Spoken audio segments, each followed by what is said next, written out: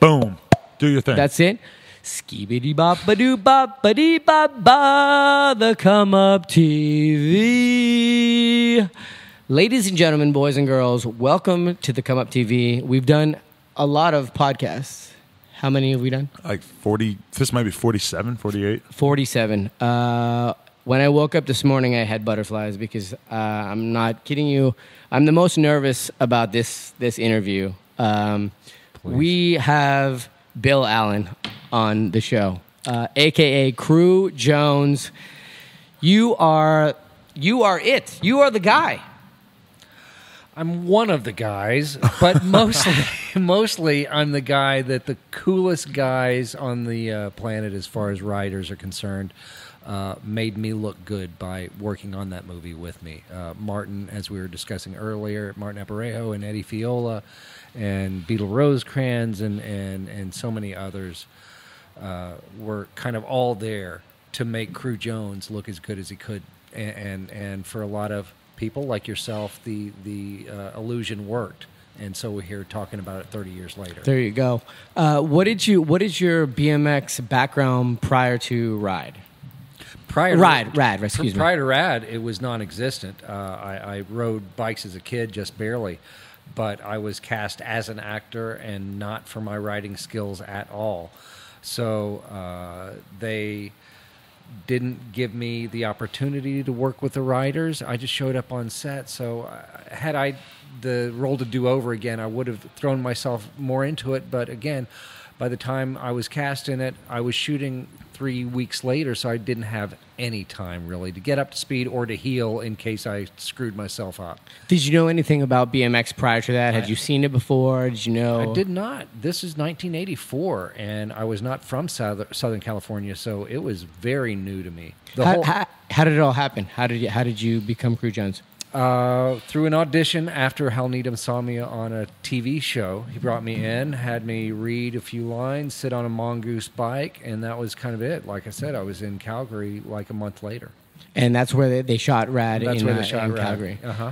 Did you, obviously you had no idea what a cult hit it was going to be or what an impact it was going to have? Well, on the set, watching that stuff go down and working with Hal, I figured it was going to have an impact, and I was hoping, for the best, not only because it was this cultish type movie, but it was my movie. I had the lead in it, and so I had a big stake in it. So when it didn't do great at the box office, I kind of went, oh, well, that's just the way the chips fall, and moved on to my next thing, which was acting and music.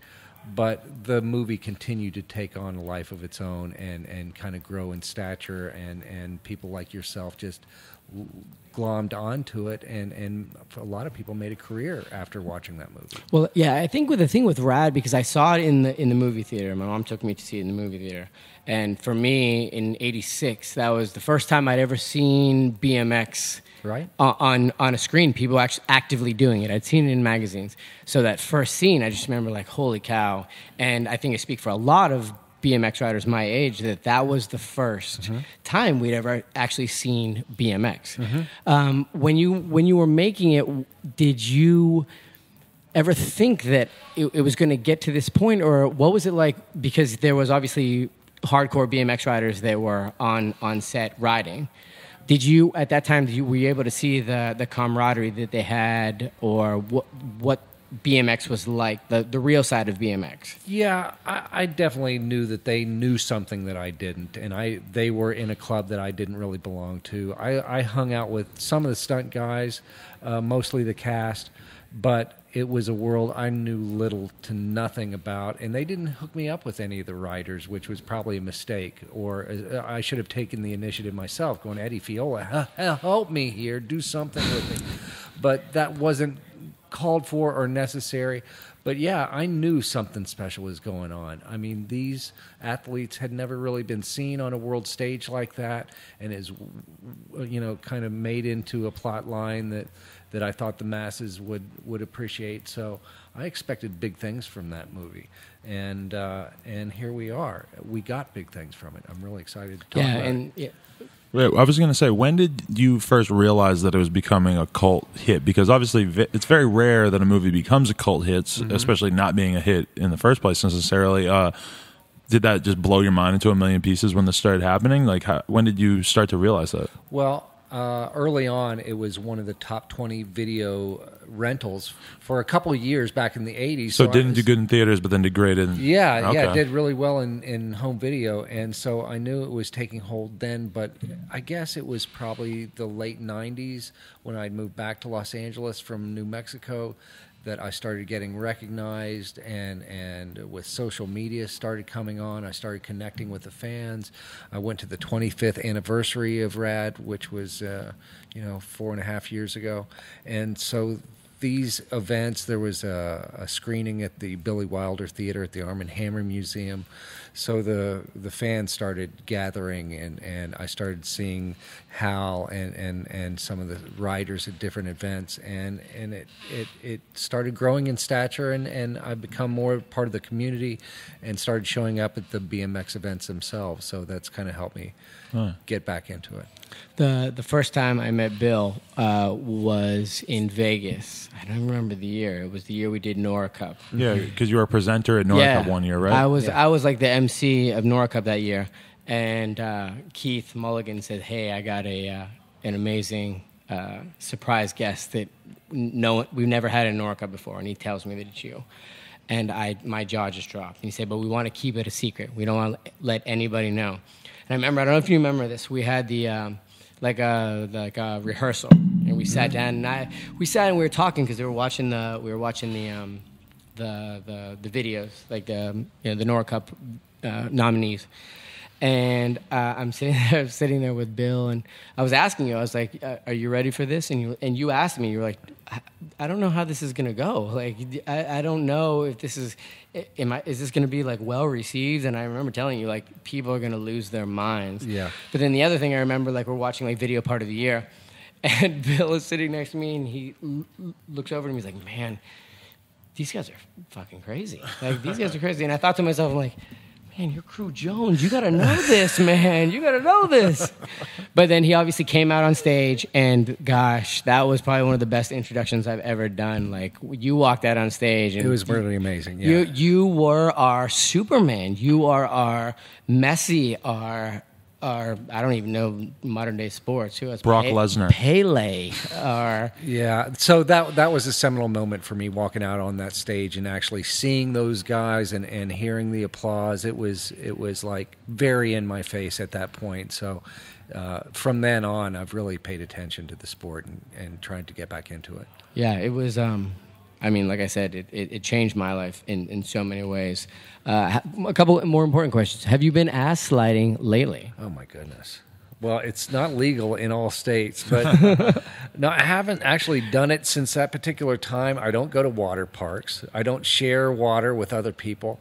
And that water was so unbelievably cold. Really? Yeah, it was just melted snow. So if Lori Laughlin called me up to do it again, yeah, I'd be right there. But otherwise, I think I'm passing. When's the last time you talked to her? Probably 1985. You have any idea what she's up to now? Yeah, living the good life. You know, she married Mosimo, who you're probably wearing Mosimo's shorts right now. Oh, yeah, Mosimo. I'm not, but I do know people. Oh, no, because Mosimo was sold to Target, I believe. Yeah. So if you go there, you'll see like a $7 T-shirt hanging there. This is Mosimo now. Yeah, and if you buy that T-shirt, some of that money will end up in Lori's swimming pool. Somehow. Wow. You know, it's like, yeah, so she's done very well for herself, and they're doing the Full House redo again.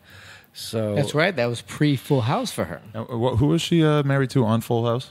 John Stamos. John Stamos. Right. Okay. Yeah. No. Yeah. Okay. See, Rad started so many careers. Also, Talia Schreier. There wouldn't have Ty been Uncle Shire, Jesse. yeah, she produced it with her husband and actually played my mother in it.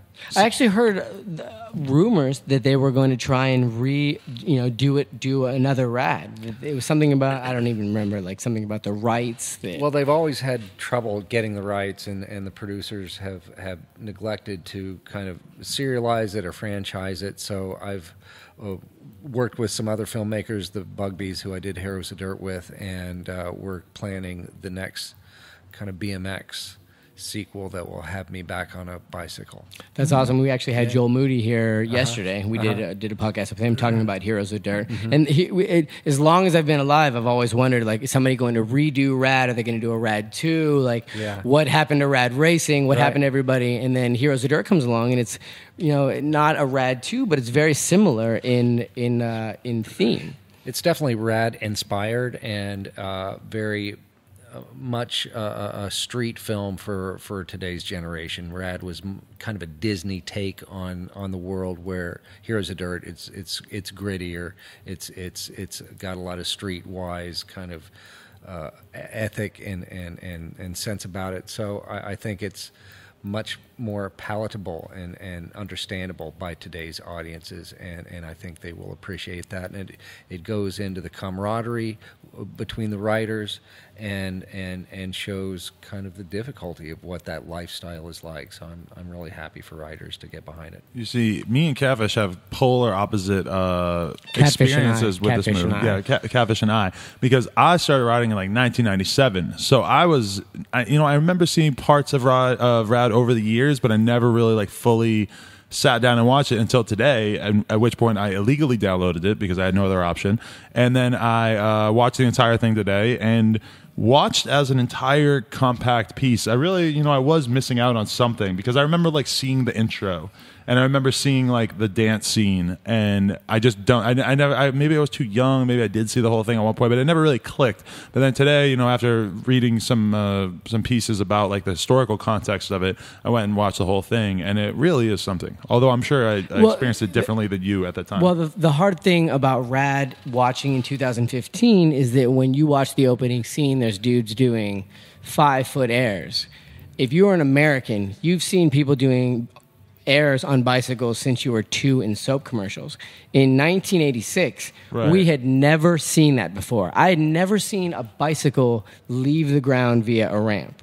So to see that was that pivotal point for so many riders, because the previous generation, it was what was the Any Given Sunday? I want to say it was in the late 70s, and it was early 70s, and it was like a motocross movie. But the first scene was a bunch of kids on BMX bikes, like racing, and they put it in slow motion. The kids jumped, and so many kids were like, "Holy cow!" They had never seen that before. The next generation, it was Rad, right? And that's why I think it's Rad will never get the credit that it deserves. Like so many people, myself included, like. My life would be completely different if I never saw Rad. And I'm not being cheesy when I say that. When I talk about the come up, that was the first time. Back then, I saw it, and we all have that moment where BMX clicks for us. It could be meeting a pro. It could be seeing something online. It could be watching the first scene in Rad, where you make that conscious decision, like, okay, I want to ride BMX. And that was it for me with Rad when I saw it. And it's hard, like I said, it's hard for a lot of people to grasp that now, because in a day and age where we have so much BMX input, we can't watch it all. Back then, that was it. Yeah, that was it. That's all you had. You had you had zines, you had BMX Plus, American Freestyler, and when Rad came out, that was the first time that it was like, because there was a couple of skate videos like Thrashin'. I think Thrashin' came out before that, and then Gleaming the Q might have come out in 1989, but Rad was the first one for BMX. And it's interesting because, you don't get a lot of movies. Like, movies don't have the same effect in a way now, because there is so much TV, so much movies out now. At the time, Rad might have been a movie that kids who weren't at all interested in bikes would have gone out and seen, just because there weren't a lot of movies, and just going to the movies was more of like a traditional rite. You didn't have the internet. You didn't really have TV in the same way that you do now. So, that kind of forced BMX into like the pop culture reference base in a way that probably couldn't happen now. Plus, I think it happened at the perfect time, because Rad's big kick didn't come at the box office. It came in VHS rentals. And I remember, again, as a kid, as soon as that came out on VHS, going to the video store. Kids today don't understand going to a video store. Go to the video store. Mom's getting some weird Sleepless in Seattle.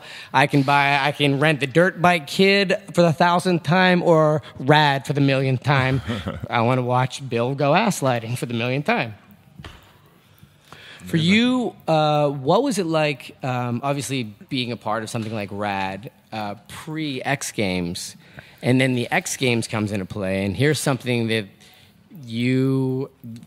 one of the biggest moments of your career, work-wise, that was about, now the rest of the world gets it. You know, it took 10 years for the world to catch up to what Rad was about. Yeah, it's huge. Obviously, for guys like yourself, they understand Rad is kind of ground zero for how they got into the sport.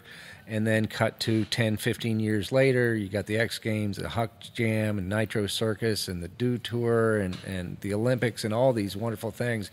Yeah, you can pretty much draw a direct line from all these things right back to 1986. Obviously, it didn't all start there, but it flourished at that time. And so I see that Rad created a rather large vacuum where there hasn't been a lot of fiction films or directly Rad-related live shows, and so I think there's room for that. So Ed, myself, Martin, we're going to start putting together some live shows.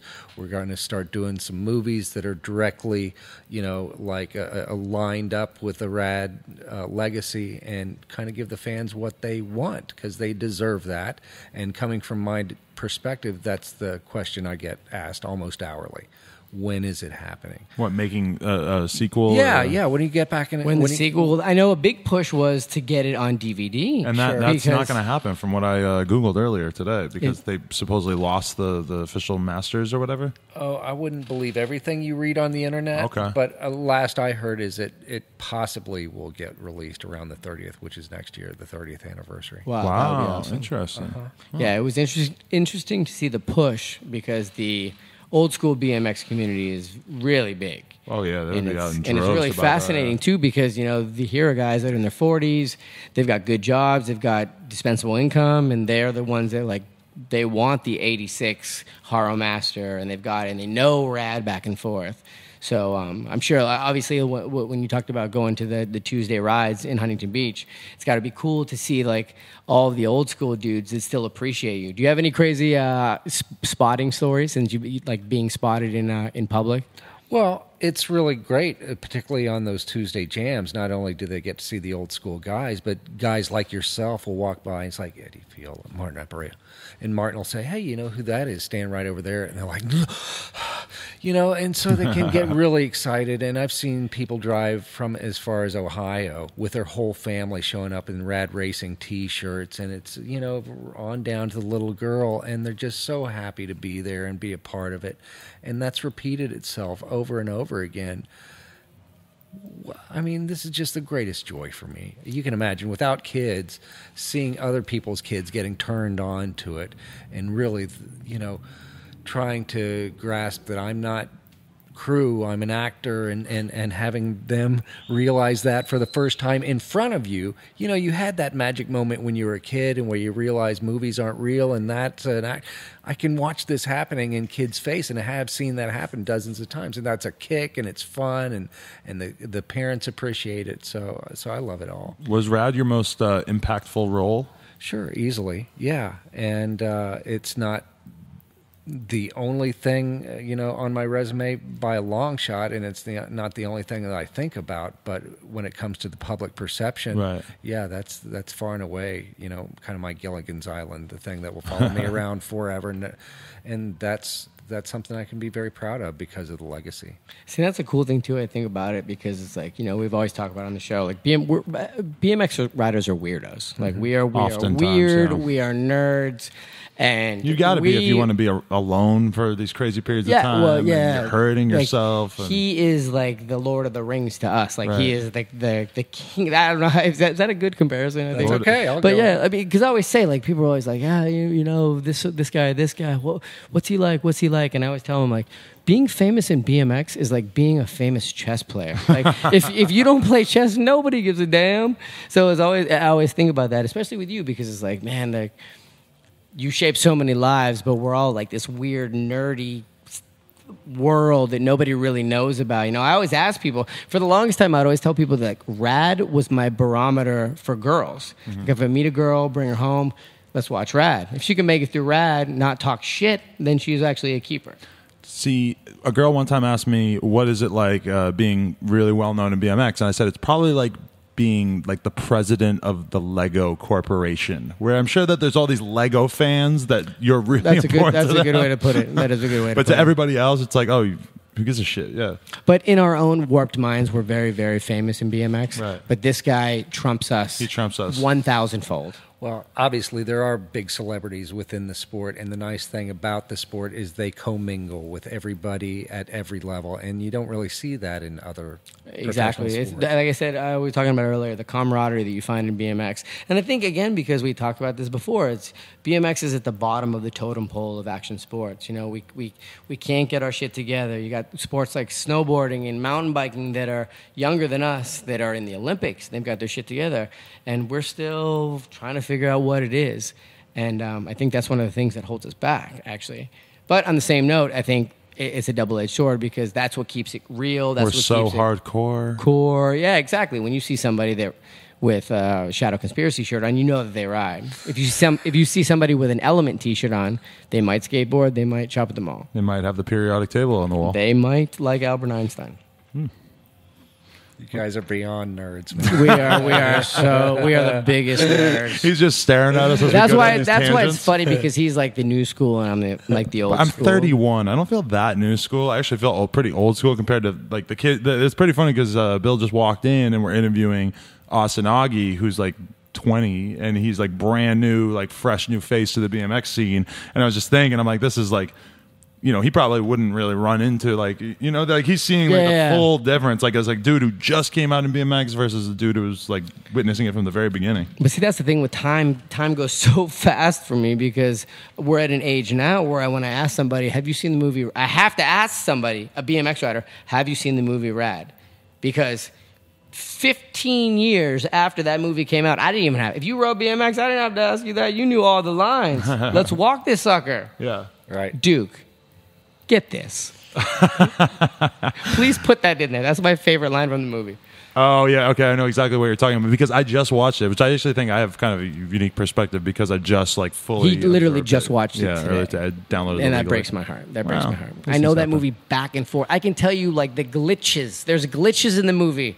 There's a glitch in the movie when Bill has a scene, the dance scene, and you're doing what's called a unicycle. It's where the bike is on the back wheel and you're sitting on the top of it pedaling.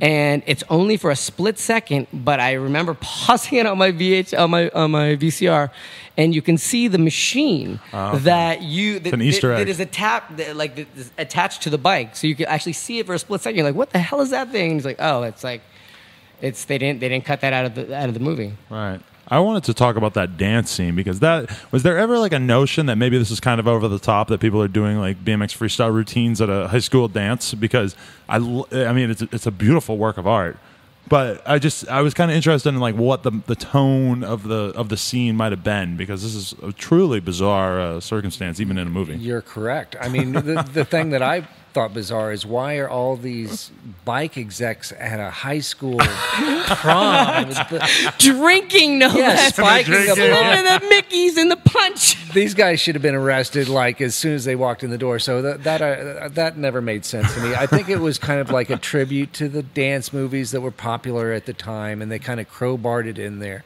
And it seems like it's crowbarred in there, but somehow it worked. And the bicycle tricks that you do see Martin up on, the pommel horse and all these things are really spectacular, but it's just iconic. And people have done it at their weddings, you know, videos, music videos have been done, movies have It changed school dances for me completely. Oh, I saw it when I was 12. For 4 years in high school. Every time I go to a school dance, I'm waiting for you to roll in. Right. Well, I thought you were going to say you were doing tricks there. Either or. I thought that's how dances were. Yeah, it's wildly impractical, and there aren't many girls who can actually ride like that, so it's really almost impossible to recreate. You know. And Lori had a male stunt double, if I noticed correctly. It was Eddie right? Fiola, correct? No, it was Pat Romano. Pat Romano on a fixie. So even the tricks, you know, couldn't be done by most BMXers. So was there a conversation where they were looking at all the pro riders and they were like, which one of you has the most feminine build? Well, I think it came down to, Pat had the skinniest ass of all the riders, and, right. He was the stunt coordinator, although Ed actually wore the wig in at least one sequence where they hit the ramp and go way up and into the water. So that's That's Ed with the wig on at that point. And so, yeah, Pat, I think, refuses to be a part of anything rad. And I think it's mostly because he wore a wig during the whole production. Interesting. Really? Interesting. Yeah. Another little bit of interesting BMX trivia that hopefully will blow all of your guys' mind. The man we're talking about, Pat Romano, is credited as being the first BMX rider to use pegs.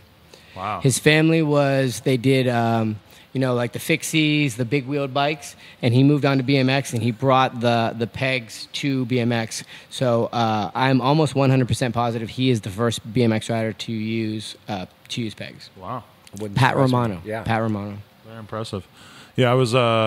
another thing that I thought was really amazing was just the scene where you're sort of falling in love with Lori, and you're like you're on the water slide going into the water and everything like that. I mean, like, to me, that encapsulates romance and love in such a way that I've never seen on camera before. Like, that was the music, everything about it is just really picturesque.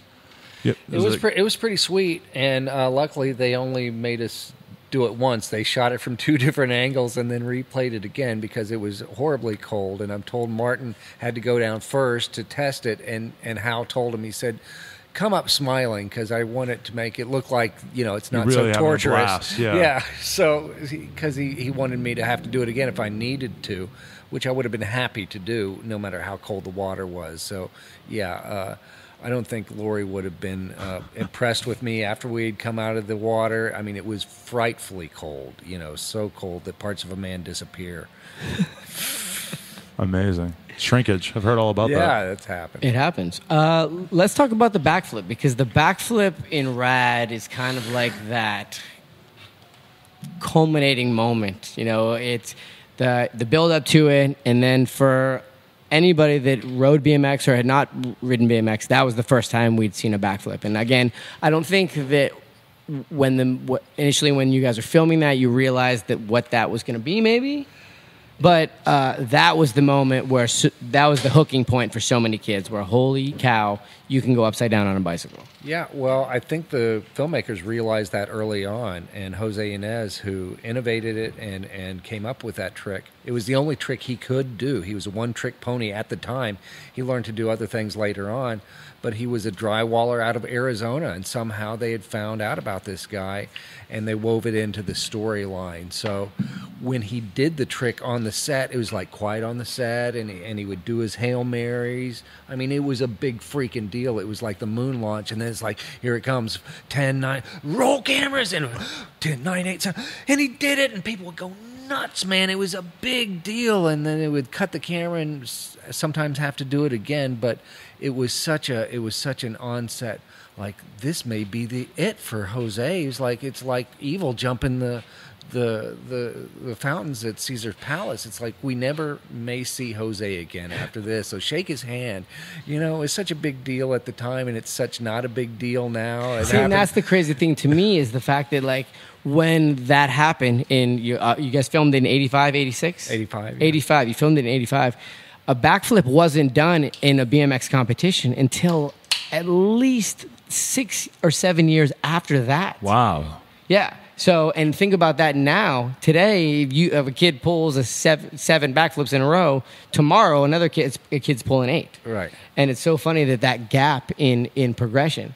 But I have a question. Were there any that you knew of? Were there any like corporate deals with the sponsors? Because there's a ton of BMX logos all over the place, and I was just wondered like if there was a specific way that worked.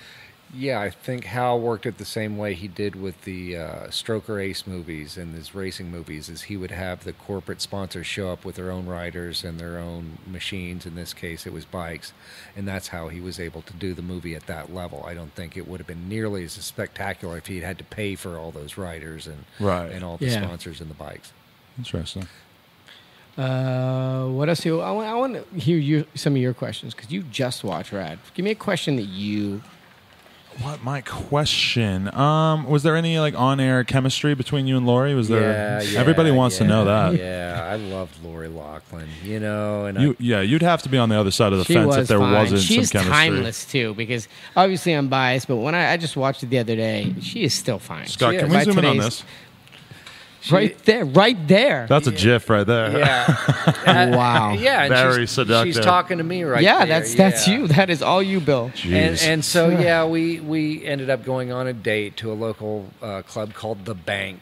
And I started drinking vodka, which is a great idea if you want to start impressing a completely sober chick. We all use that. Yeah. I drank vodka tonight, actually. Like you do. So I had a few vodkas, and I end up on the dance floor making out with Miss Teen Calgary, who I assume was over 18, but I did not check her ID. I checked her tonsils, and while I was doing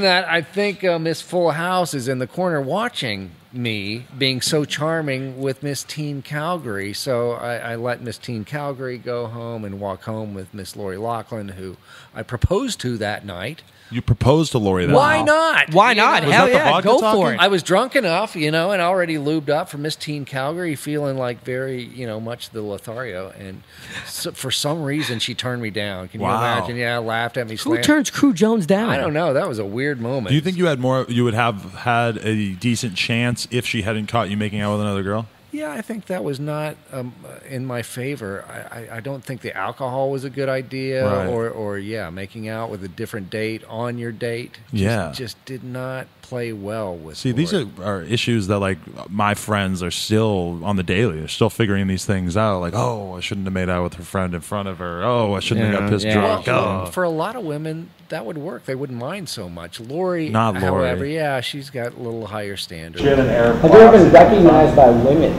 They come up to you and say, "Oh my gosh, are you Crew Jones?" By women? Yeah. Actually, it happens occasionally, and I like those problems. Yeah, that is a good. But what about that kind of attention at the time? Because at the time, you must have been a bit of a sex symbol, at least within. No, just the little boys, probably. Right? in my mind, yeah. I was nobody's sex symbol. Okay. See, I wouldn't be willing to admit that. Capish doesn't admit that. Capish considers himself quite the sex symbol. I am quite the sex. Look at this mustache. Look at this mustache. It's some sort of symbol. 5 years. What's your 5-year plan? Well, I'm back on a bike, and I've got one, if not two, movies planned that'll put me back in that leading role. So I'm really excited about getting in front of the camera again. I've been lucky enough to continue my acting career, and we've done great shows like Breaking Bad, and Todd has had me on a few times. What was the Breaking Bad role? Breaking Bad role was at a party, and Walter White is introduced to me as a former colleague, the party giver, and I'm kind of asking him about his educational background and where he's working now. He's like, I'm in chemistry. I'm like, what university? He's like, lovely evening. I gotta go. I love Breaking Bad. That's hilarious. Yeah, it was great. So you're supposed to be a square in the movie. You're previous life. Absolutely, and an upper-crust guy who's just giving Walter White the business. But it was early on in the series, so nobody knew it was such a hit, and I got to hang with Bryan Cranston for the day. So it was, in retrospect, a great day, and then it became such an iconic series. So That's cool. Hey, just so you know, I'm going to start browsing through our reader questions real quick. Go right ahead. Do you love LA? Love LA. It's my hometown now. I grew up in Texas, but I've been here so long. Where in Texas? Dallas. Okay. And so, what else? Yeah, I recently wrote a book about my rad experiences on the movie set and behind the scenes of some of the other film and TV shows I did for my rad career. So you can check that out at myradcareer.com. We'll put that down in the comments or on the screen so everybody can see that. What do you have to say to, all of your fans? Because like I said, me included, that we have grown up with you. You are the dude. I keep saying that you are the dude, and it's weird, and we're nerds, but you are the dude. What do you have to say to everybody that's grown up with you? I really appreciate that. What I can say to that is I have not forgotten my fans. I love my fans, and they mean so much to me. So I'm trying to run towards them instead of away from them. So I want to give the fans what they want. I want to get back on a bicycle. I want to put extreme sports back at the forefront of my vision. And I think there's room for extreme sports movies. You got the Fast and Furious, you got James Bond, you got Mission Impossible. but there's a whole nother level that's being missed that Rad hit on hard, that I think Hollywood is kind of, they're just not seeing it. They've shied away from it now. They're not seeing it. I think that they're just trying to make it something that it's not, because if you look at something like Rad in its simplest form, here you have a plot line, a good plot line, you've got good actors. You just hire these BMX riders. They're just pro dudes. They're not like professional actors, and they show you a side of that's what BMX is. And it became a cult smash. And I think today that Hollywood is so apt to present BMX in a way that it really isn't, you know. And I don't know. We talk about that all the time. Yeah, well, I think Heroes of Dirt kind of goes a long way in answering those questions and not kind of going beyond the stereotypes. But that's just the beginning of the conversation. There's a lot more to be said, and the sports have come so far. We just saw Jed Miller do a quadruple backflip. Right? So yeah, there's a lot to be said for these guys, and I love, you know, what strong souls these people are and what intimately interesting people they are. So I'm interested in portraying that and promoting that. Well, literally on behalf of everybody that you have inspired for the last 30 years, Bill, thank you. Thank you. I love you, man. You know, we go way back. But literally, I can't even think of somebody better to play that role. Like you did it. And yeah, like I said, I'm speaking on for thousands, if not hundreds of thousands of BMX riders. Thank you. I mean it. It's my. This is my life. That's why Adam yells at me because he's like, "Oh, you're just a little girl sometimes. You talk about your emotions." And like, this is real. I went to the movie theater with my mom, and I saw Rad, and I walked out of that movie theater completely inspired, knowing that, holy shit, I don't even have a BMX bike, but I want to do that. I want to do that. I want to be like those guys in that movie. We just had a few little technical difficulties, but can we get back into the story that we were just in the middle of? I got distracted because I was noticing the technical difficulties. We asked him if he gets recognized. Right. And then... Well, no, we can still include it. I just wanted... what was the story that we were in the middle of, Scott? Do you remember? Talking about Tim DeSilva, the guy who rolled the tractor. The backhoe on top of himself and killed his ass. Rest in peace, that guy. Right, Yeah. So young Tim vetted his girlfriends by watching Rad, and he decided to build a BMX track on the local rich guy's property who invited him to do that. So he was building the track and was operating a backhoe, and the backhoe flipped on top of him and crushed Tim. So I was invited up by the family to try to save the track, which didn't happen. It was red-tacked and torn down. But that was one of the first times that I got to really be with the community and kind of sit with them and hear their stories, and hearing about Tim literally dedicating his life to the movie and then dying in the pursuit of that dream kind of put a real solemnity about the subject, because you know the dark side of this sport and the injuries that these people can suffer. So there's that side of it too, and I feel a responsibility, but I just feel such respect for these individuals that can take up the mantle of this sport and go, I need this in my life. I don't know why I need it, right, and I don't know why I need to do this trick, but I'm going to go into the hospital repeatedly until I do that thing. And for some kid, some 17, 15, 13-year-old kid to do that gets all my respect. The weird thing about Rad is that for us, when I say us, is obviously that generation that Rad was the first time we see BMX. Rad encompassed what BMX is all about. There was no blueprint. None of us knew what BMX was about. We had no idea how to get sponsored. Rad was how you get sponsored for us. And it was cool, and it's so corny to think about it now, is the fact that, like, Rad showed us, even though I'm sure Hal had no intention of this, showed us what BMX is about. It's about overcoming adversity, following your heart. No matter what people tell you, follow your heart, and that at the end of the day, hard work pays off. You're gonna get take slams, you're going to get knocked down, and you're going to get back up. And also just fuck college.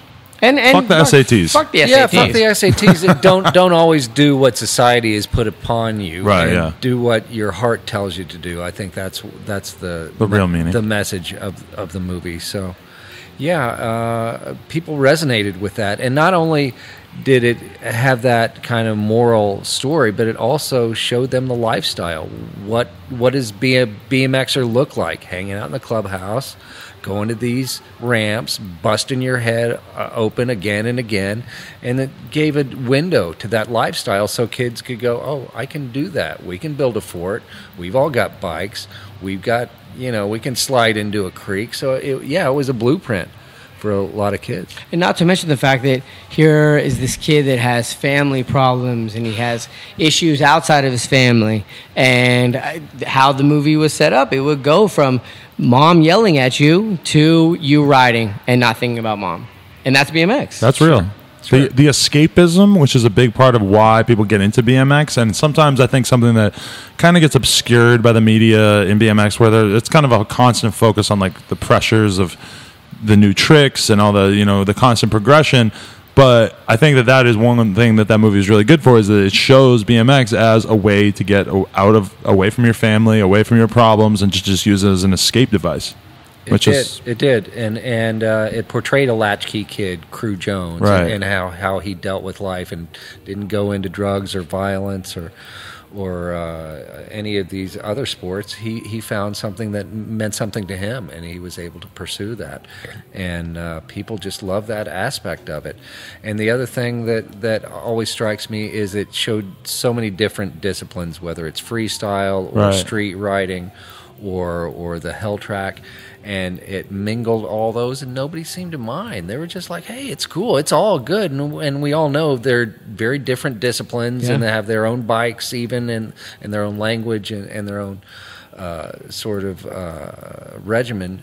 But nobody minded that in RAD, and in fact, they embraced it, And so you had guys at the racetrack now trying freestyle tricks and vice versa. So I think it was very good for the sport that way. Plus, I think there's so many characters in RAD that BMX riders could relate to. They're the ones that are behind you and that want to get, support you 100%, and the ones that are yelling at you to get off their lawn.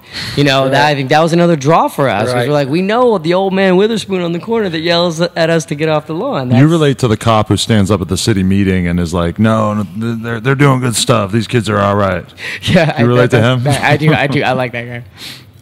Can we talk about what you have going on in your life these days? Because I know you said you have a CD coming out. You have a book. Yeah. He's got a book coming out. Yeah, I told you about My Rad Career, the book. You can find that on myradcareer.com. Okay. I recently produced a music CD called The King of Clubs, and it's a musical tribute to one of my musical heroes that I grew up listening to out of Dallas, a guy by the name of Bugs Henderson, who is of the Stevie Ray Vaughan kind of Fabulous Thunderbirds era and stature. And so he passed away a couple years ago, and so my brother and I produced a musical CD with a bunch of rock stars and studio cats playing his music. That's called The King of Clubs, and you can find that on Amazon and CD Baby. And then I'm also talking about Heroes of Dirt, the latest BMX movie that just came out in theaters and will be on demand December 8th. So I basically play the Talia Shire character in that, and the father to an up-and-coming BMXer portrayed by Joel Moody. Who you know, who's an actual BMXer and an actual actor. Quite the impressive BMXer, I might say, as well. He's very good. Yeah. He's very good. Great guy, too. Very sunny demeanor. He's lovely, and I shave his back on occasion, and we just have a great time. You shave his back? Interesting. Well, he pays me well for that. Really? Tell me about this. How does this work? What does it cost to have Crew Jones shave your back? Go to my website. It's called Get Your Back Shaved by Crew.com. Wow. And no. Rad, for a second, I was like, he was going with it. He's like, I think I got my credit card with me. Yeah, I was like, I can see Rad shaving with just instead of the Rad Racing logo, it's just a big razor. I have a hairy back. I've made girls, not made them, but I've had girlfriends shave my back before, and it's not worth it. It goes back so fast. Well, you are a hairy MF. I am. I'm a hairy MF. Yeah, I don't shave Joel's whole back, just the hump.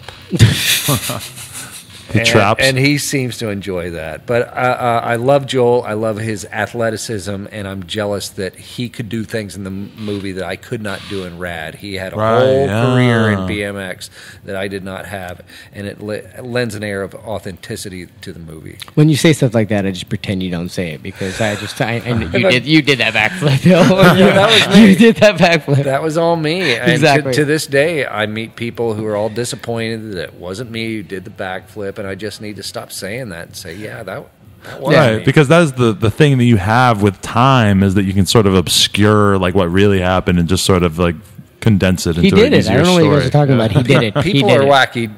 Do you know that Bruce Lee had stunt doubles? Okay, it's just movie magic. It's just what we do. And see, he's lucky because back then it was easier to keep a secret, whereas now there are no secrets really because everything's on social media. It's all out there. But by the same token, we're seeing movie stars like Jake Gyllenhaal or Tom Cruise or Daniel Day-Lewis who are taking the art to a whole new level and are doing their own stunts and are being strapped to the outside of a jet plane. And so I think the audiences are expecting more for their lead actors. So I'm actually out there eating asphalt and actually taking it seriously because I think that's what audiences want and they deserve it.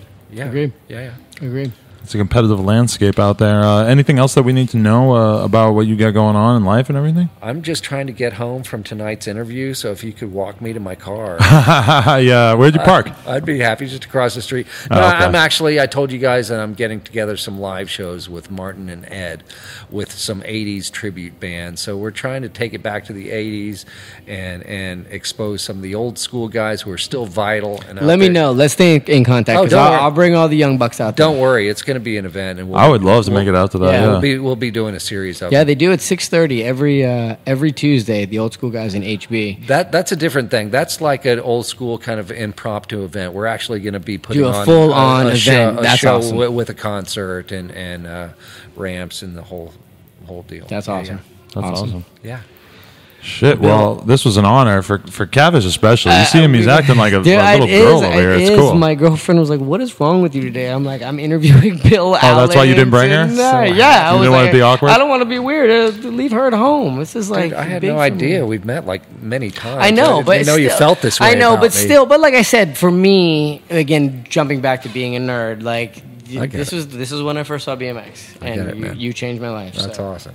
Well, Edwin was my crew, Jones, so we got to do that interview. So see, so popular New York street rider from the late '90s. I see. We are changing lives out here. So I'm working with Kurt Yeager on our next BMX script, and so hopefully you'll have me back and hook up with that guy. We'll get him. You and Kurt. We'll get you and Kurt back on. When you guys get it done, we'll bring you guys back on. Yeah, he's the man. Love that guy. Yeah. Well, thank you so much, Bill. This has been awesome. I know you got a lot of fans out there that are psyched to catch up with guys. you. I hope to come back. I think they are going to really love the anecdotes about even just you pointing out how funny it is that they're pouring liquor into the punch bowl at the party. I mean, even just stuff like that. Creepy, right? What the heck? Just that behind the scenes perspective. It's a high school, and then you got the two twins that are doing the menage a trois dance thing. Like, where are the chaperones? I want to know how accurate the costume design was for all like the women in it, because a lot of these women are dressed like the shit out of a hair metal concert. I don't want to encourage you or your behavior at all, but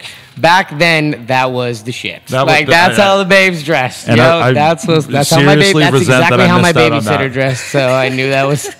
There's a lot of haircuts in that movie. A lot of haircuts, a lot of sprayed hair, a lot of shoulder pads. The 80s were amazing. A huge amount of blush on the girls' cheeks and stuff. It was a great era. I'd love to go back in time. The 80s were amazing. Yeah. Maybe next time we talk, we'll have more information about time travel. Yeah, hopefully. We'll see. Hot Tub Time Machine, they went back to the 80s, right?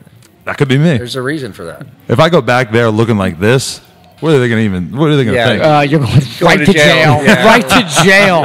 Absolutely right to jail. All right, guys. Bill, thank you so much. Come Up BMX. Thank you very much for watching. Subscribe to us on YouTube, SoundCloud, and iTunes. You can listen to this podcast while you're driving somewhere, or you can watch it in the sanctity of your own home, on your television, on your computer, while you're taking a crap, anything. And you can also follow Bill below at his website and as well as his Instagram. He is a legend. And what's the Instagram just for our listeners? Bill Slim Allen? Bill Slim Allen. Okay. Yeah. And you can follow Adam22 spelled out or Catfish VS Thug. Catfish versus Thug. You know the name. You know the game. VS Diamonds.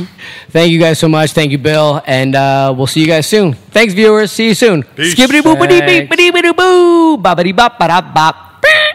Can I just say something real quick? Catfish? Yes. Since the last time I was with you, these are the people I've interviewed. We interviewed Alfredo, Mike Mastroni, Kareem Williams, the Sabrosa Squad, Cooper Brownlee, Rick. No, you were there for the Rick Thorne. I was there. And then that was the last one you were there for. Tate Ross Kelly also.